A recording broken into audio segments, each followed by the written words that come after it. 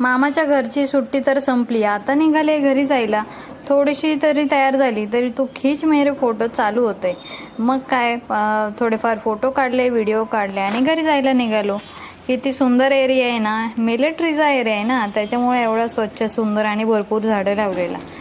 मग काय घरी जाण्यासाठी एक्सायटेड आहेत, कारण मामाकडे 2-3 दिवस राहिल्या, मावशीकडे काही दिवस राहिल्या आणि आता घरी मित्रमैत्रिणी भरपूर आहेत ना तिकडे खेळण्यासाठी, म्हणून यांना घरी जायची मात्र ओढ लागलेली आहे.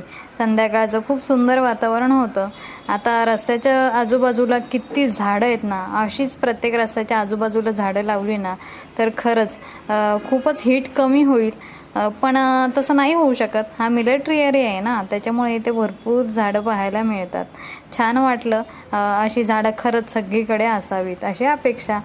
घरी आल्यानंतर करांदे शिजायला लावले. आता हा आहे कोकणातला रानमेवा. छान करांदे शिजवले, सगळ्यांनी मिळून खाल्ले. काही नाही, अगदी बटाट्यांप्रमाणे फक्त उकडवायचे आहेत. आता आई आली आहे राहायला तन्मईला घेऊन. मग काय आई असली की काही ना काही छोटी मोठी कामं घरात चालूच असतात.